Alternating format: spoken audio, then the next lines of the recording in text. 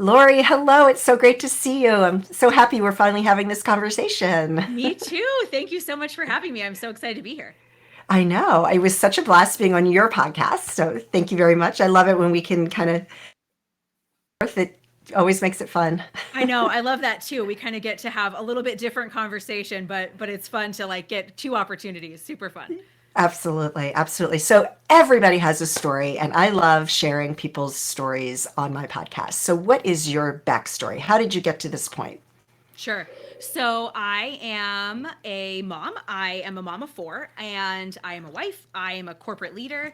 And the reason that we're kind of talking today is really because I wrote a book called Secrets of Supermom, right? So I'm an author and a podcaster. And that all came about because when the pandemic hit, I noticed that moms were really struggling. Like it seemed to be more than dads, right? Like parents were struggling, a lot, and moms just seemed to really be getting the brunt of it. And so I wanted to help moms with some strategies and some ways to just feel like they had a better grip on their time, a better grip on the things that they were doing, and balancing all of the things because they were balancing so many things, and then also just helping them be happier, helping them feel like they were in better control of their lives. And so I wrote the book, and it's all just kind of been downhill from there. We've had all of these fun opportunities to talk with groups and to be on podcasts like yours and to share the message that you don't have to do it all, and you don't have to be miserable to have all the things that you want. So that's kind of how we got where we are. That's great. And I can't even imagine what it must have been like for so many parents, but especially moms during the peak of the pandemic when the kids were home. The only thing I kept thinking was thank God my kid's in college and I don't Yeah. have to homeschool. Yeah. Like, so what were some of the, because I was kind of, I mean, I have friends that most of my friends, you end up being friends with usually your kids' parents. Sure. So most of my friends, their kids were in college as well. So, Yeah. but I did have conversations with a couple here and there. But what were you hearing Yeah. that were some So of the I biggest mean, struggles? I think that you're exactly right. Most of your friends are have children around your same age, right? So you guys were like, "Phew, this is terrible, but it could be worse," right? And then Right. I am friends with people that are now working full time. Sometimes they have side businesses and they're trying to homeschool, and they're like, "Oh my goodness, I'm dying," right? Yeah. And so I think a lot of the struggles were that we didn't want to change the way we were thinking about things. So, for example, if you're thinking about your children in school, you're trying to get them to get the best grades possible. You're trying to have them, do all their homework, and you want them to learn the most, and you wanted all these things. But when you all of a sudden now had to teach them at home and had to balance all the other life that was happening, what really I felt like happened was we had to change what our priority was. So my priority was that they were responsible and independent with the work that they could do on their own. Not that they got 100% on it, not that they got even a 60% on it necessarily, but that they could manage themselves on their own because I still had a job. My husband still had a job. We still had to do things also. So I had a different goal than a lot of other parents. And because of that different goal, I felt like I was less stressed. I wasn't trying to get them the very best grade and teach them everything about, Aztec civilization. I don't know that stuff, and that's okay. It's okay if I just help them get to the point that they need to get to. And so by having that different strategy, I felt like I was in a less stressed place. Now, not to say I wasn't stressed. Holy cannoli, we were all, in this upheaval.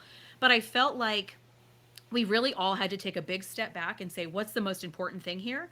Not how can I make this the same as it was before, because nothing was the same as it was before. Right.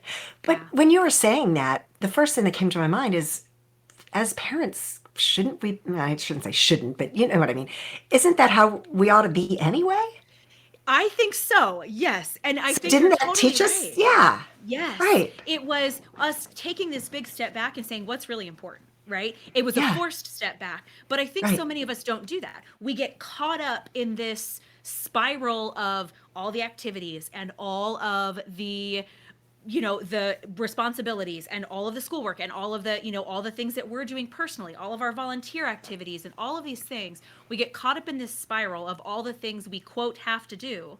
And so much of it isn't stuff that we absolutely have to do. If we take that big step back and really look at our lives, we can find that, oh, I actually don't have to do that. Oh, I actually have a choice here. And I feel like so often we get caught up and we don't feel like we have that choice anymore. Right. Yeah. Yeah. So talk a little bit more about the book. Secrets of a Supermom. Love that. And I Yes. will definitely make that the title of this episode. But go elaborate more on the book and what it Sure. really goes over. So, what I did when I saw, okay, parents are really struggling, and I had thought about writing a book, back in like my mind. It was always in the back of my mind, but I didn't have any ideas that had really come to me. And I feel like in like a big magic, by Elizabeth Gilbert kind of way, all of a sudden this was all these moms are struggling, and I feel like there are secrets, right? And then this idea just kind of came. And so I put out a survey and I said, I want to hear from moms. And I ended up surveying and interviewing almost 200 moms. And Wow. I kind of pulled this data together and went, okay, there are some key secrets that are happening here. There are some things that a lot of moms are doing. The moms that are struggling less are doing more of. The moms that are struggling more are doing less of. And I was able to pull it together. And so we came up with 16 secrets that moms were using that really, really worked. So, like things like habits, things like a morning routine, things like some really strategic time management skills. All these things came together and they were helping moms thrive instead of lost in this spiral of struggle. Wow. Wow. So can Yeah. you share a little bit more Yeah. of the Yeah. secrets? Yeah, absolutely. So I so mean, I I want love to people to buy share. your book, so Yeah. we don't want to give too much away. No, please do. Please do. There's so much fun. There are so many fun nuggets in there. And the goal is that it's a fast read. The goal is that there are tangible, quick secrets. And the goal is that you could go to any chapter and just read that chapter. So it's not like a start to finish book. It's a, you know what? I'm having a really hard time with my productivity. I can go to The Secret of Productivity and I can just read that chapter and I can walk away with really good, tangible tips. Love So it. I'll tell you a few of the key secrets. So we start out, the first four chapters are the key secrets. So those key secrets are habits, which we know that gets talked about a lot, but we know that if we have habits, if we have routines, we can do things faster, smarter, and they take us less time and less mental energy. So we're not wasting time and losing brain power on things that really aren't that important or things that we could do the same every single day. Morning routine is one of those. Confidence is one of those. I know you talk about confidence because happiness and confidence kind of go together, right? And then Yes. also we talk about help. Help, HELP, that we as busy moms, as busy parents, as busy humans often need help, right? We can't do it all by ourselves in our Yep. own little silo. So those four things were really kind of rose to the top of the surveys. And we talk about a lot of other things too, of course, because there's 16 chapters total. But I think those are really big areas that moms were struggling with, and that the moms that were really thriving were had really dialed in. Yeah, Right. Wow, I love it. yeah. So you interviewed 200 moms. Are pieces of those interviews in the book? So we don't have I don't have quotes mostly. There's a few quotes throughout the book, but really pulling together things like, okay, it's very obvious that moms that were really really thriving had some sort of structure or method to the way that they were managing their time, for example. So examples of things that they were using, like calendars, planners, things like and some specific ones that they were actually using. So we share those in the book because we want moms to walk away and say, okay, I could take this tip and right now I could go apply this, or right now I could go buy this tool. If I don't know what to do, I could buy this tool and I could use it right now. But you don't have to buy anything. You could certainly, there are things you could apply right away and say, okay, tomorrow morning I'm going to start this, or this afternoon I'm going to start this. And so I want to mention another thing, because I think that your listeners, with happiness, will love this. We do have a chapter on happiness. There was a Nice. secret, the secret of happiness, because moms that were focusing on happiness intentionally were not struggling as much. And I mean, of course, we know that by the research, right? We know that happier people are less stressed, happier people are, having an easier time at work, an easier time at home. And so one of those things that moms were doing is a happiness list, actually making a list, a tangible list of things that made them happy, things that brought them joy, things that brought them peace, things that just lit them up. And by doing that, they were using it, going to that list and saying, how can I work that into my day? How can I make sure that I'm consistently, intentionally doing something that makes me happy or bringing happiness into my life instead of just letting my life spiral away from me? And that was so huge. And it's so little, but it's so important, and it made such a giant difference. Well, of course, because that's self care, self love, Yeah. right?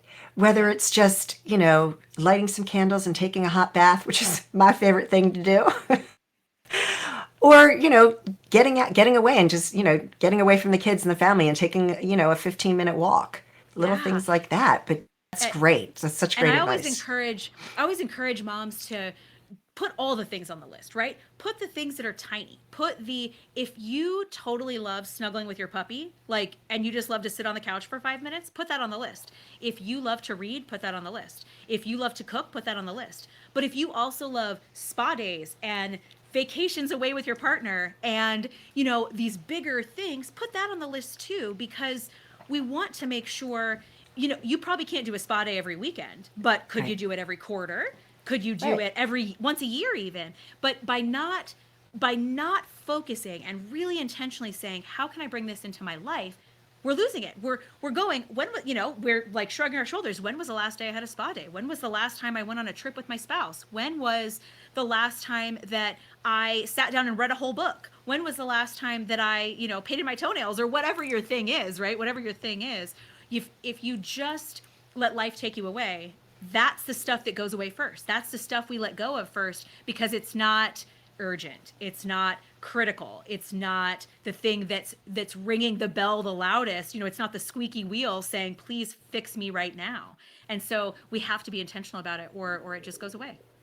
Yeah, and I think one of the biggest problems with a lot of moms that you're talking about is that they're so focused on taking care of everyone else and they forget about themselves. Yeah. And if you're not taking care of yourself, you can't be the good mother, the good sister, friend, wife, daughter, whatever. Yeah. It's Have to so take care of true. yourself first. You Yeah. really do. And like, think about, I really want your listeners to think about, and I think about this all the time because it makes such a difference for me. But think about when you are really in a good place and how that's just bubbling over inside of you, right? It feels like it's bubbling over. And it does. That energy, it bubbles over to your kids, to your partner, to your friends, to your family. It bubbles over to everyone. So you making yourself your best self actually impacts everyone that's around you. It makes a giant difference. So we talk about self-care being selfish and that moms struggle with that so much. But when you watch that bubble over, when you feel that bubble over, okay, this isn't selfish. This is actually making a bigger difference, a bigger impact in my life and the people around me in total. Yeah. Well, I think for so many years, because, we had that divide there and there were roles, the gender roles that our parents grew up with, Yeah. right? And and then there was no focus on that self-care. And people would be like, "Oh, you're selfish." Yeah. And it's not being Yeah. selfish at all, you know. It's so And true. and I'm happy that that shift is taking place. That I people are am too. realizing it across all, industries, workplace, the home life, everything.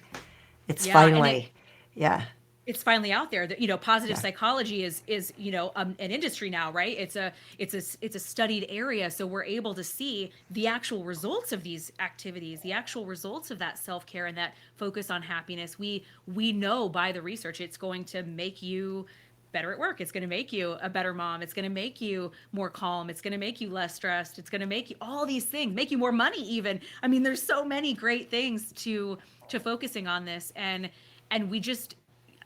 we felt it before, but you're right. Society was telling us, no, no, no, that's not what you're supposed to do. You're supposed to focus on your kids. You're supposed to take care of your husband. You're supposed to do all of these things that are selfless, which are really important too, and they do have a Hmm. component in happiness, right? Giving back Absolutely.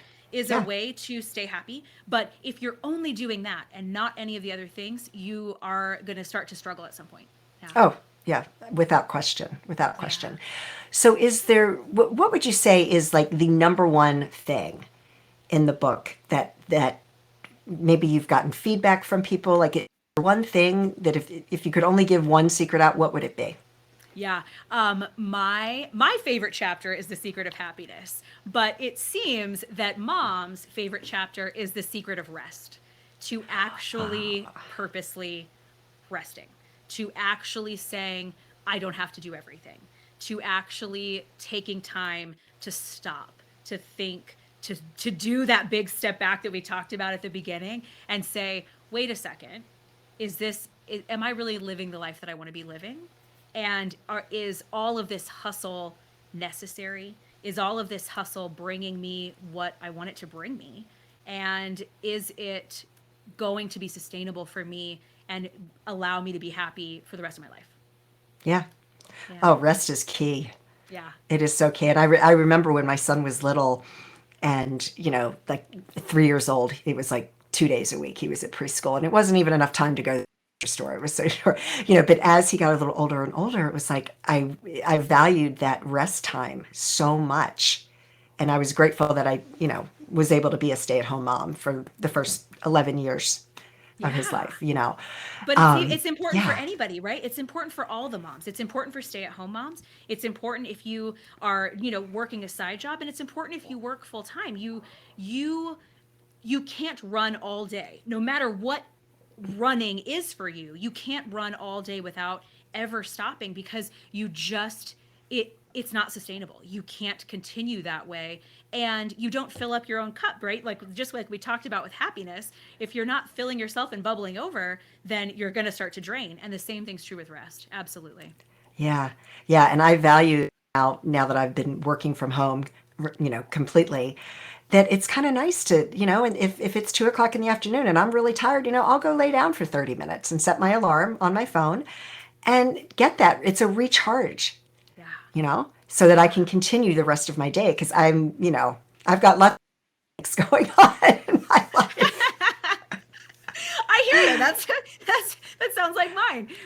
But you're right. Yeah, if we don't just take a moment to stop and say, okay, and what's rest for me, right? Like I'm not a napper. A nap for me is no good. My husband, total napper. He would nap every day if he could, and that for him is rest, right? That's recharging most of the time. And so, for me, it might be reading. It might be just forcing myself to stop because I am a goer, right? I have to Yeah. force myself to take that minute to say, wait, I don't have to go. I can stop and think, and giving myself that space is really powerful.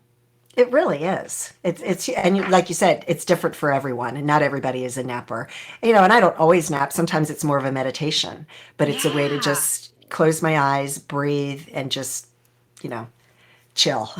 Yeah, I talk about in the book, I actually talk about a few different breathing exercises because breath is so powerful, right? Yes. And so we talk about a few different exercises that you can do that only take 5 minutes. There's I think five different ones that only take 5 minutes. So even if you have only 5 minutes, you have enough time to take a minute, take five, and rest, right? That's your rest. It might just be closing your eyes and doing some breathing. And then, boom, you're right back to it. You have rejuvenated your mind. You've rejuvenated your body if you kind of did a moving around one. And yeah, I feel like it's so necessary. And when we don't take it, we notice that we start to get sick. We start to not feel as energized. We start to be less patient with our children, with our spouses, with ourselves, and all those things just they can cause over time, they cause that extra stress and then put us in a place we don't want to be. Yeah. Yeah. Oh, this is such great information. Oh my gosh, for all the moms listening out there, you got to get that book. Yeah. So, Lori, is there anything else that you'd like to share with the audience? Yeah, I think we covered most of it. We I think we did. We kind of covered a covered lot. Yeah, there's a lot of, a lot of snippets in there. And, if anybody does grab the book, I always love feedback. I love to hear, I told you that I get a lot of feedback on the rest chapter, but I love it if someone, sends me a message and says, oh, this was so important. This was so helpful, because, we want those small things to become big things. Yeah. Yes, for sure. For sure. Well, Lori, it was such a pleasure chatting with you again. And I'm just so excited for what you're doing and how I'm sure you're helping so many moms out there just get that little bit of sanity back in their life. Yes, Sandy. Sandy, it was so good to be here. Thank you. Thank you. Thank you.